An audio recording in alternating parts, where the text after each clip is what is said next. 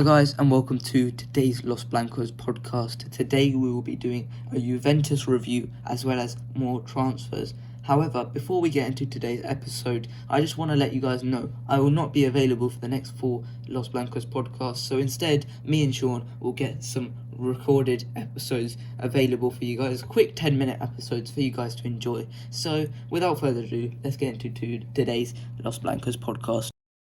Okay, so yesterday evening, like we normally did during this pre-season, we played Juventus in Los Angeles, and we won 2-0, obviously. And I will say it was a good performance by the whole team. Everyone that came on at the 60th minute, everyone that started the game, it was a great performance. So, you know, I'm very, very pleased with how we played against a European, rival. Realistically, Juventus are a rival.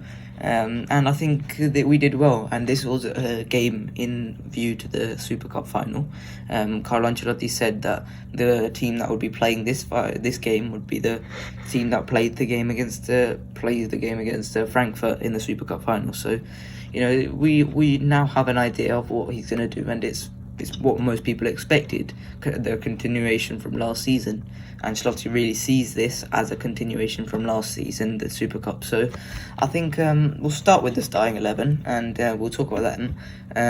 We'll start with David Alaba and Eder Militao. Now, we know that these two were fantastic last season. However, Rudiger's now come in, and I think they did well. Both of them did well. The Militao especially, I think Militao did well to contain Vlahovic, because Vlahovic has much more than just scoring goals, which is his physical presence. So I think Militao did really well. I think one instance in like the 43rd minute when Militao just blocked Vlahovic's shot when Vlahovic got in behind. I think Militao did well to stop someone of Vlahovic's quality. So what did you make of Alaba and Militao's performance? Yeah, like you said, Militao with some important blocks. I think he was a standout out of the two centre backs on today. I think Militao had some really good moments as well. I like Militao a lot, how he played. It was a confident approach, especially when he received the bad pass from Mendy. He recovered so well, to make that nice clean tackle. So I think for a young player, I think he's definitely developing from last season. Of course, he made the mistake against Barcelona, but I think he's taken another step forward, and I hope he does that this season. And of course, with the arrival of Rudiger, many people are saying that he should go on the bench. Yeah, I obviously agree with that as well. But I don't think he should be like a bench player, because I have no issue with maybe Mendy being on the bench for one game, Militao the other game. I know that's not how football works. However, my big point is, even if he isn't starting, he isn't a substitute for me. Yeah, I totally agree. I think he's not a substitute, and there is more than enough minutes this season to ultimately play both of them equally, in enough minutes for both of them. One player's future who was up in the air was Ferland Mendy, not in terms of leaving, but in terms of his starting role. I think Ferland Mendy really showed yesterday, why he should stay and keep that starting spot. He was fantastic once again, and against a dangerous opponent in Angel Di Maria, you've got to be very, very good. And I think Ferland Mendy was fantastic in containing Di Maria. Obviously, Di Maria had some opportunities to score and create chances. However, Ferland Mendy realistically did quite well. I was quite happy with Ferland, and I think until he does something bad, I don't think he should be dropped, to be totally honest. I think that's how this should be. Any new players that come in should fight for their place. They shouldn't automatically go into the team, especially because they're not giant upgrades. We're not saying that Tchouaméni is not a giant upgrade over Casemiro. Rudiger is not. He possibly is. Rudiger is a good upgrade on Militao and Alaba, but they shouldn't be dislodging them completely from the team. They have to fight for their place, and I think Carlo Ancelotti did well there. So what did you make of Ferland Mendy's performance? I think Mendy's getting better on the ball and going forward. His composure on the ball is a lot better than it was, and of course, he did well. I would remember the game against Levante last year. Yes, it was Levante when they got relegated. Mendy was so good going forward, and now he did it against I think Barcelona in the second half, then against Club America, and now against Juventus. So I think he's taken steps forward, improving his attacking output, which is always good. So let's just see how much attacking contributions he's going to make this season, and how much emphasis Ancelotti is going to make with his defense, his fitness, and of course, let's see how good his cousin does this time. Yeah, let's move on to the midfield now. I think Toni Kroos had a very, very good performance. I think his passing and his touches are very, very good. And the midfield as a whole, I think they did really well, because I don't think Juventus touched the ball in the midfield at all. They did not get the ball whatsoever. And I think that was a prime example of what those three can do when they're on form. I think Modric had a much better game than he did midweek. And I think Casemiro on the ball was quite good as well. So I think those three were fantastic when they were on the ball. And, behind them, I think Tchouaméni once again improved on his performance midweek. Camavinga was once again a delight to watch. And I think, Ceballos was a pleasant surprise once again. He was fantastic once again. And I think this shows, the ability of these players, this willingness for us to substitute. If we got problems against Frankfurt where they're just overrunning us in midfield, Tchouaméni and Camavinga can just come on and control the game in a different way. I think that really, really helps us. And I think in terms of the worries that we had that Kroos and Modric would not be sharp enough for those games that we had midweek when they didn't look to their best, I think this Juventus game, completely disproved that, because they were both very, very good. So what did you make of the performance from those three and the substitute three as well?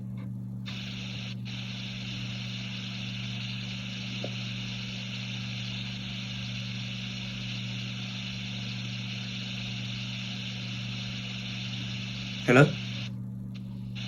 Yes, so I was waiting for you. The signal is a bit slow there. However, in relation to the midfield, can you hear me clearly now? Yeah. Yeah, the signal is a bit slow there.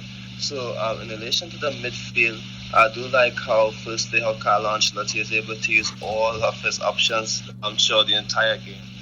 So I think that's something that we should be happy about. We have a lot of options in midfield, so even if there's an injury crisis, I think in relation to the 7 that we have, there's Alaba who can step in there to make that 8.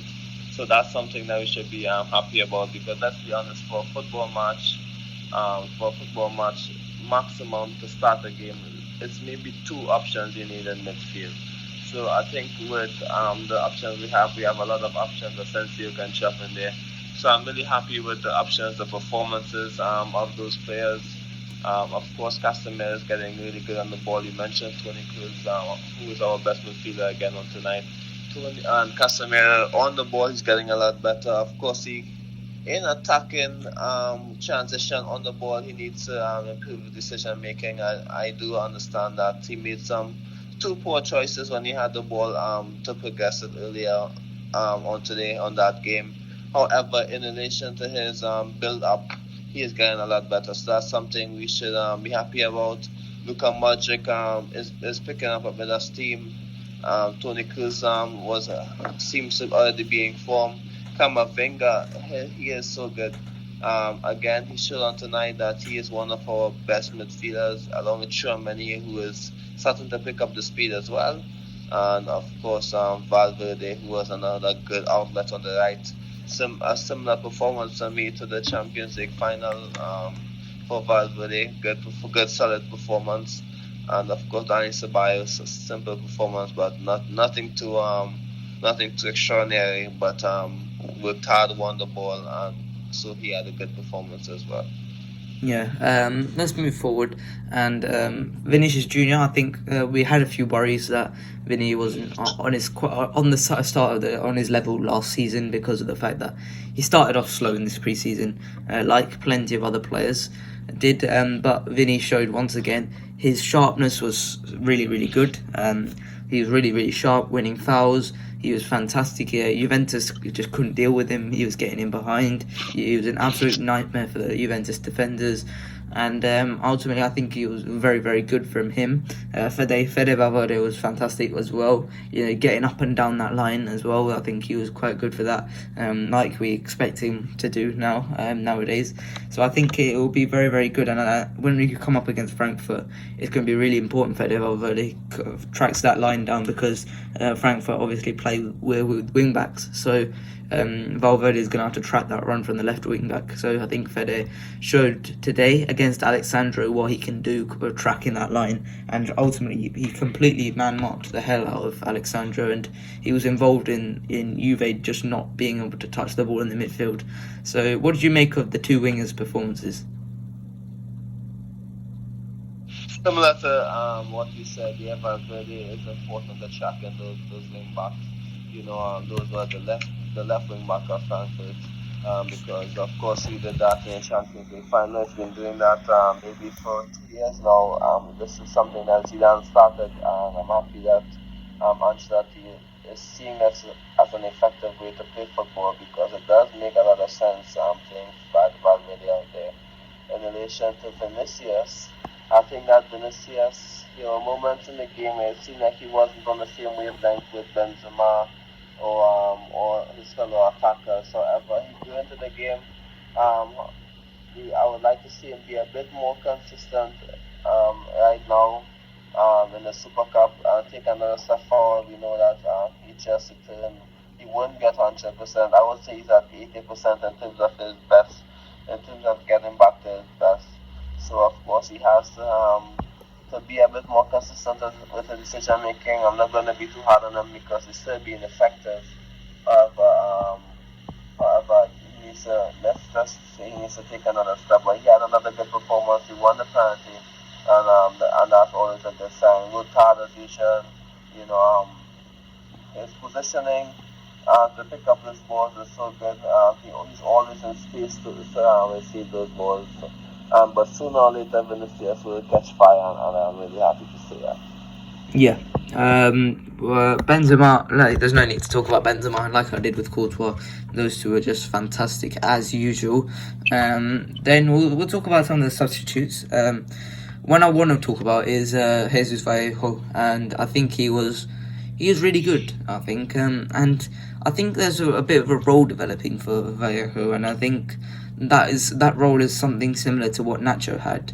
And I feel like Vallejo is turning into a bit of a Nacho, because we saw him come on as a left back, and he obviously provided the assist in that brilliant piece of play from Asensio, Hazard, Vallejo, and Asensio again. I think he was great in that, and I picked out a brilliant pass. I think, this is a development of a guy who may become something a bit like Nacho. I think he might become like a squad player that can play left back, right back, centre back. I think, to be totally honest, I would like to keep him. I think disrespect given to him is a bit unfair at this moment in time, because he is doing really, really well. We've obviously seen him perform shocking. You go back to the 18-19 season, you saw him perform really, really badly. But, I think he's developed quite well. And I think if he continues to keep on taking the step up, I think eventually Nacho is going to get older. Eventually Nacho is going to leave, either retiring or leaving for another club. I think Vallejo can take his spot. So what are your thoughts on Vallejo and his future at Real Madrid? I think that's a good claim that you just said there, because of course I don't think he has a really high ceiling. However, I do think that he can get better and become a really important squad player for us. Of course, Vallejo is a player that I supported last season when it was announced that he would be our fourth choice defender, because that many people like that. However, fourth choice defender, he performed well when he was called upon, which is always positive, even though he didn't play many matches. I think for Vallejo, I think the issue right now is that he is our fifth choice centre back, and let's just say maybe fifth choice left back as well. and maybe not just a fifth choice right back as well. So I think that it's preseason, that's why he's getting the opportunities. But I don't think when the season starts, he's going to get the opportunities. I want the player to leave, not because I don't like the player. I do believe that he can become an important squad player for us. But I don't think that he should waste time being a fifth choice centre back, left back, or right back for Madrid. He should take the opportunity. He should do what Mariano didn't. And while there will be teams interested in him, he should definitely take that opportunity. Maybe he can break into the Spain squad in the future. I don't know. It's a possibility. But how about that needs to happen with game time? I have no issue with him staying. I think he's good. He's a good professional. However, of course, for the player, I think it's best that he leaves. He had a good season by his standards on last year. And I think he needs to take that step forward. So I'm looking forward to see what happens to him. Yeah, I do believe. I think for his own sake, I think he should leave. However, I'm not going to be sad if he stays at Real Madrid. I think he will be a valuable squad member at Real Madrid, and if he can play left back, right back, be a bit of a solid player, be a bit of a warrior, be like Nacho, I think I'll be very, very happy. And in the future, I would like to see him play the Nacho role, which is just play squad player when you're needed. Come to the team when you're not needed. Don't make a fuss, and yeah, I think that would be a really good role for him in the future.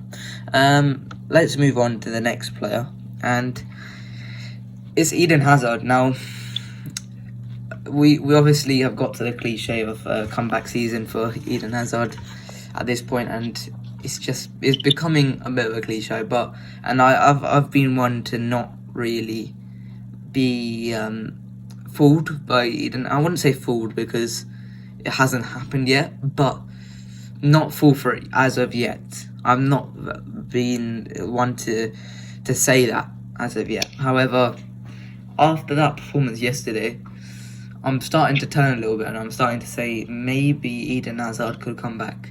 Maybe obviously not to the Chelsea levels, but to a good level. Nonetheless, I think he could possibly get to that level, because what we saw yesterday was him linking up really, really well.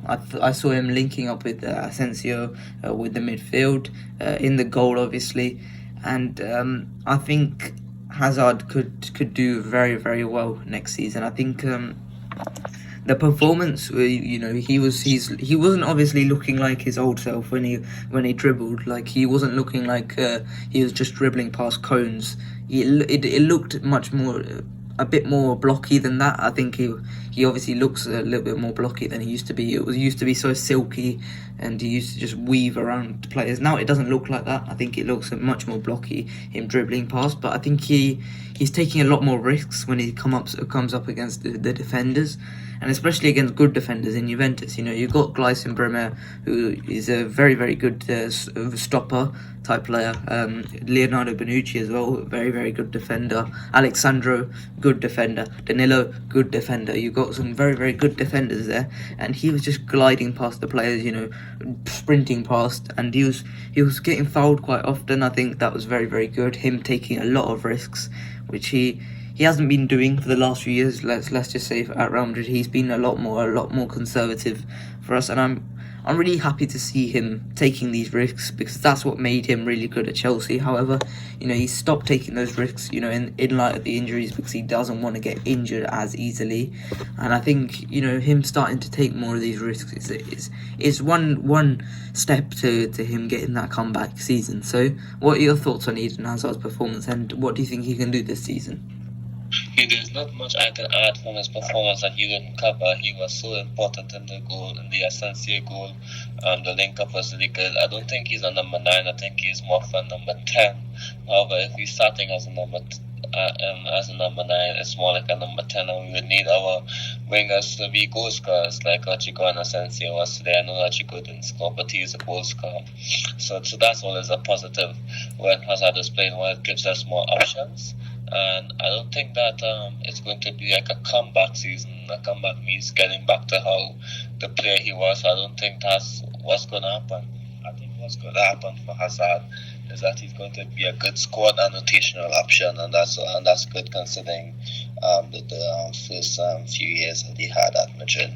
So I would be okay with him performing really well. I think for me a good option for him is to have 10 goals and assists at the end of the season. I think that's fair enough. I think that's a fair request from the Real Madrid fans, if I'm being honest. So I think he's going to play a lot more than he did in the last 3 seasons. I think he's going to do a lot better. Yeah, and then the final player, the goal scorer, Marco Asensio, he got a tap in, but I think what was better was the link-up play. And we've seen this. We don't praise with Asensio is his understanding with his teammates. He understands his teammates really, really well.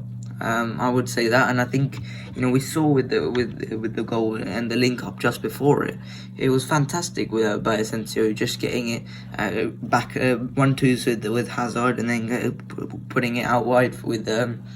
Actually, he didn't put it out wide. Hazard put it out wide, but getting into a position where Vallejo knew where to pass it to. I think Asensio did well there. And if Eden Hazard is to succeed as a false nine, Asensio is going to have to play it, because we can't have out and out wingers like Rodrigo. I don't think Rodrigo and Hazard can work together, because I think Rodrigo is going to have to cut inside rather than go on the outside. I think that's where Asensio is going to have to be key, because Asensio is an inverted winger. So I think Asensio is going to have to play if Hazard will play, and that's where Asensio is going to have to be important. So I think Asensio is going to be really important for Hazard's sake as a false nine, as well as Asensio needs to start showing, that he can score goals, because we're obviously not going to sign a right winger. It looks very, very unlikely we're going to sign a right winger. Maybe a backup striker comes in, but it looks unlikely we're going to sign a right winger. So I think Asensio is going to have to show us what he's capable of, and he's done that so far in the preseason. I think he's had some poor moments, like the Barcelona shot, but I think he's shown us good link up, good chance creation at points, and obviously now he finishes off the preseason with a goal. So what are your thoughts on Marco Asensio? Yeah, of course. His link up has been good all throughout this season, and it's good that he got a goal to show his good works so far since he returned. I'm looking forward to Asensio doing much better than he did last season in terms of his overall consistency and impact on the game. Which means getting involved in the game, getting involved in the play, and of course that's what you want to see from your attackers. So that's really good, and I hope that he can take this form into the next season. So in relation to signing a right wing, I don't think it's necessary that we sign one, but I do think we need a new forward, if I'm being honest, a new centre forward who is quick and who can get in behind and give us an additional option, and also be a bit versatile in the front line. So that's my analysis so far. Yeah, and we'll be talking about that in the next section, which we'll get onto after this short interval. Okay, so welcome back, and it's going to be more transfers, and probably the last one of the transfer window, considering that Real Madrid rumours are quite dry right now. I've had to really go into the depths to find some of these ones. There's less than usual. I think we get quite a few usually, but today I think I fine picked them. I had some more options I wanted to pick, but I limited it. I put some interesting options, and I think we're going to talk about some wingers and some strikers, as well as one central midfielder. So let's start, and we'll start with Armando Broja, and this is probably the heaviest rumour we've had in the recent weeks, where it's been rumoured that Real Madrid have inquired about Broja to Chelsea, and I think it will be a good option. He presses really hard. He pressed really hard for Southampton last year. I watched Southampton quite a lot last year, and obviously Southampton are a very, very good pressing team, very, very organised. Only scored 6 goals, but that was in a side that doesn't create much apart from James Ward-Prowse. So that 6 goals was very, very good from him, and every time he scored, it was very, very good. At the end of last season, I think he went a bit dry, but I think he was quite good in all. He's a good dribbler, and I think he bullies defenders quite a lot. We saw him against Harry Maguire. I think that was the most significant performance of last year, and he carries the ball into valuable areas. Ultimately, I think that's a huge thing. Carrying that ball into valuable areas, if he can get into high danger of positions, I think he can prove to be more than just a goal scorer, which is what Benzema is. I think if he just is annoying, I think that's very useful in itself. He wins lots of headers, which helps us in more than just one way. When we got Hazard up front, we haven't got much aerial presence in the team, and when we don't have Benzema, there's not much aerial presence. So I think Armando Broja can help us with that. So what are your thoughts on Armando Broja? Yeah, that's fair enough. I think his skill set would definitely give us something different on occasions. However, he is good on the ground. He can finish as well. He makes the right movements. Of course, he works hard.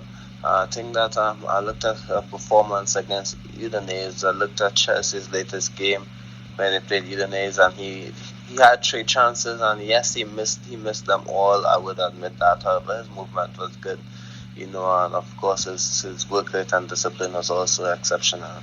So of course you can forgive those misses if he scored all those goals on last season.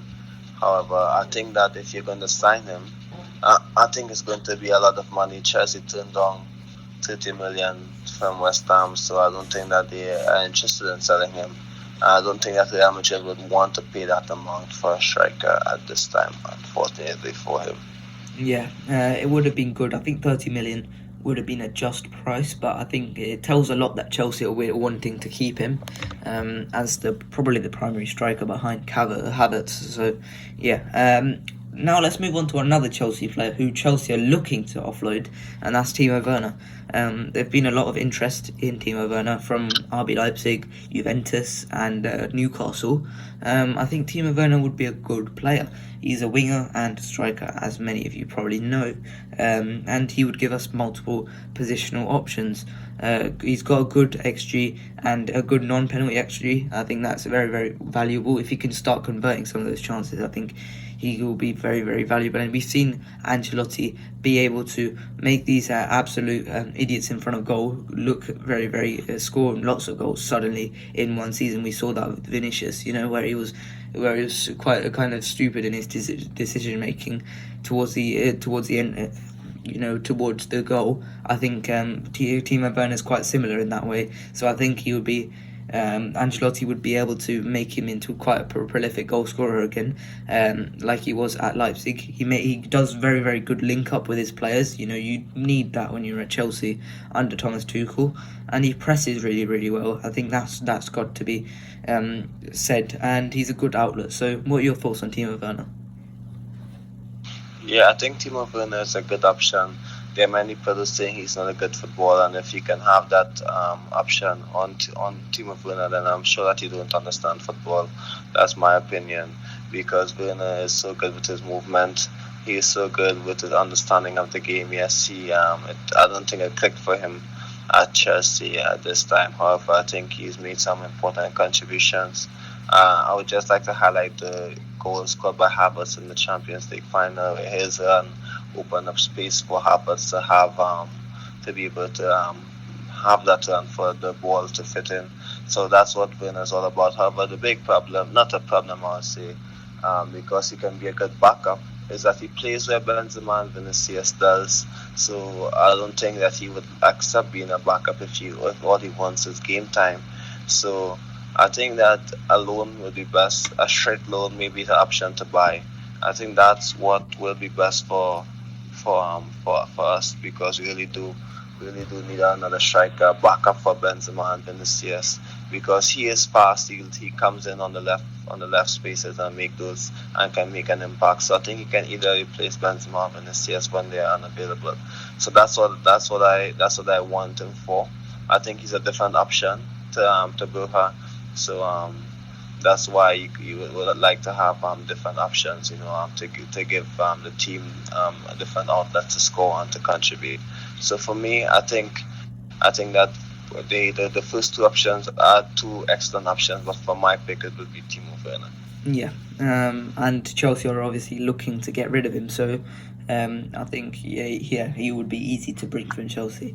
Next up is a youth player, Iker Bravo, from Leverkusen. Used to be of Barcelona, a youth player for Barcelona. However, what I will say is, before they say about Barcelona, he is a Ronaldo fan. I read that somewhere. He is a Ronaldo fan, so he's not exactly Barcelona through and through. He's only 17 years old, and he's been playing for the under-17s and under-19s of Bayer Leverkusen, as well as he made one appearance this season off the bench for Leverkusen. And he is quite a talented player up front. He's got a lot of flair. He's good at bringing others into play, and I think that is his main thing. He's really tall as well. I think that's really quite a big thing, and he's quite good in the air. When I saw his clips, and I think in terms of us playing him for Castilla, we're probably going to move Latasa up to the senior team. So I think alongside Noel Lopez, I think he will be a useful player for Castilla. So I think he will be alternating between Castilla and the first team. I think that will be a good signing for us to bring him in. So what do you think of Iker Bravo? Well, I did see a bit of him via some clips. I think he's a good, exceptional player. So, of course, I believe that he can contribute maybe for Castilla, and I'm not too sure if he can take that leap to the first team at this time. However, he's a good player, nice, careful young player who can definitely make an impact on Real Madrid. Of course, he can fit here on the right as well. However, I don't think that he could be a solution to maybe the right wing at this time, I must say. However, I think if he starts at Castilla, you never know the steps he can take and how important he can be. So he would be a good signing, and he can definitely, I can see him having a lot of fun in our whole system. Similar to Peter, who likes to pull wide and isolate on wing marks. I think he can do that as well as finish. So there's a lot of options for him. Yeah. Next up is a Stuttgart player, Sasha Kalajic, Austrian international, 6'6". He's an absolute giant, and he's good in the air. He's fantastic in the air for Stuttgart, and he kept Stuttgart up with his goals late in the season. He was injured for most of it. However, the 6 goals kept Stuttgart up realistically, and he's got a high expected assists, which is very, very good from him. He brings others into play. He's good progressively, and I think he's a very, very good player. Bayern have been really interested in him, and I think as backup to Benzema, I think he would be a really good option because he does a lot of the stuff that Benzema does, obviously at a much lower level, but I think he would be a good backup option on a low wage, and he's an international, and he brings us aerial presence. If we need it late on in games, then there you go, Sasha Kalajic comes on and you can just swing in the crosses. So what are your thoughts on Sasha Kalajic? Yeah, so I remember Ancelotti saying last season how we struggle against a deep block because we don't have a tall line. I think he's a tall line that can definitely contribute and score goals for us, if we are struggling and maybe it's a last resort. And of course, I think he, from what I've seen, I think he can hold up really well. So that's nice. And of course, for a tall guy, he has good touches, good link up, and can also jump deep and facilitate play. So there are some positives about his game. But I would ask you to make the final analysis on this. Do you think that he can, like, for example, be a good backup to Benzema, or it's just like or average player that's doing well in another league but might struggle if he makes that step up? He might struggle, I think.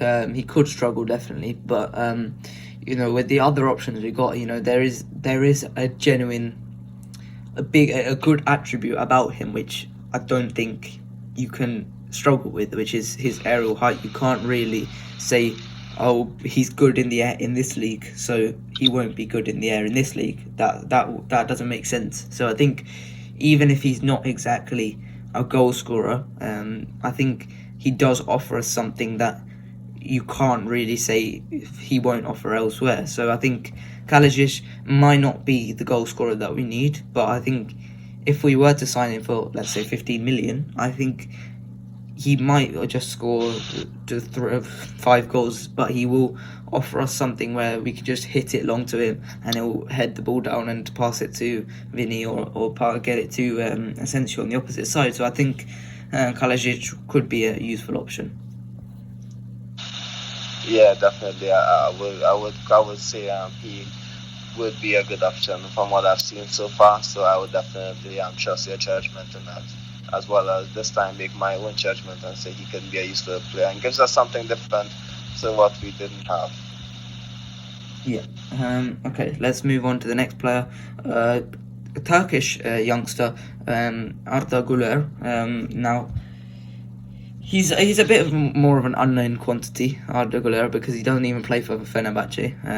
A lot of Fenerbahce fans say that he should be playing because a lot of teams are already interested in him. Dortmund, Arsenal, and Barcelona, off the top of my head, are the main ones, and Leverkusen. I think Arda Güler, when a lot of Fenerbahce fans are saying that this guy is the next hope for Turkey, and ultimately you've got to trust their judgment. I've watched a few clips on this guy. He's really technically gifted, fantastic on the ball, manipulating the ball. He's really, really good, and he is very, very aggressive. He's quite small as well. That could be a bit of a problem. However, if you've got this guy who's really aggressive, really small, it reminds me a bit like Lucas Torreira, if you remember, at Arsenal, where he's just really, really small but really, really aggressive. But the difference is he's so technically gifted on the ball, and I think this could be a real future star. To be totally honest, I think he, when they're talking about a guy who could be starting for Fenerbahce, and a lot of the Turkish fans have been saying he should be in the Turkish national team at age 16. I think he might be 17. That tells a lot. That does tell a lot. You can't really say much because he doesn't play for Fenerbahce on a regular basis. However, if you got this guy's got this type of reputation, you've got to be taking a lot from that. So, what are your opinions on Arda Güler? Yeah, I think from what I've seen so far, the little clips I've seen, I think that he's a good option. However, I would trust your judgment more on this one. However, what I can see is that he's technical, he can create, he can score, he can assist. So I think that's the main part of being an attacking player who can make attacking contributions. So of course, I would like to see him, maybe a bit more before I can make an analysis. But the first impression of him is really good, and of course, when players are being scouted, the first impression they make is always important. However, I would like to see him a bit more before I can make an analysis. However, like I said, he can create, he can definitely shoot, and he can definitely assist his teammates in build up and making the right choices. Yeah, and it will be very, very cheap as well. I think, if we were to just spend 10 to 20 million and put him in Castilla, I think that would be worth it for the future. I think we should definitely try, especially if other teams go in for him. I think if Dortmund start to make a bid for him, and Arsenal start to bid for him, and Barcelona start to bid for him, I think we should engage in that, unless it gets too high of a price. Let's move on to the final player, which is Mikhailo Mudryk of Shakhtar Donetsk. Now, he's a very, very good player. I think he's Ukrainian. He's fantastic Ukrainian international, and his manager Roberto De Zerbi said if I don't make Mudryk a success at Shakhtar, I've failed at Shakhtar. So I think that tells you quite a lot. He's very, very quick. His bursts of pace are fantastic, and he works really well in transition. I think that's the most important thing. He plays majority off the left, but he's really, really young. He can adapt onto the right. I think he's right-footed, so I think he could really be valuable, and he's just a very, very, very good player. And I think he would be a really, really good player for us. I remember when we played Shakhtar at the Bernabeu, he received a standing ovation, and he absolutely ran Carvajal ragged on that match. So I think he would be a very, very good addition to our squad. So what are your thoughts on Mudryk? What I would like to say about him is that I remember seeing my first impression of him was his change of speed. His change of speed can definitely cause defenders problem, because he can receive the ball and do a bit of a trick there, or a cutback, and then he's already gone, and the defender is still trying to tackle the ball, but he's gone, and he is maybe crossing the ball into the box, or having a shot at goal from a tight angle. So that's my first impression of him. I think he's a really solid option, good attacking player in my opinion. He can definitely offer something great when Vinicius isn't playing, due to his confident nature of play, and his great physical condition. So I think he would be a good option for me. I think all options on today has been quite good. If I'm being honest, to contribute to Real Madrid. Yeah, I think they all offer something very, very good, and I think if we were to sign them, they'll all be quite cheap, and they would all be quite, apart from Breuer, I think they would all be quite cheap and quite useful to us. So yeah, that is it for today's Los Blancos podcast. Quick notice before we finish up here, I will not be available for the next 4 Los Blancos podcasts. So instead we will record some pre-recorded ones for you guys to enjoy, or some mini episodes, quick 10-minute ones for you guys to enjoy while I'm away. And we'll be back in a couple of weeks' time talking about some La Liga matches. So I'll see you guys then. I hope you guys enjoyed today's Los Blancos podcast, and I'll see you guys later. Bye bye.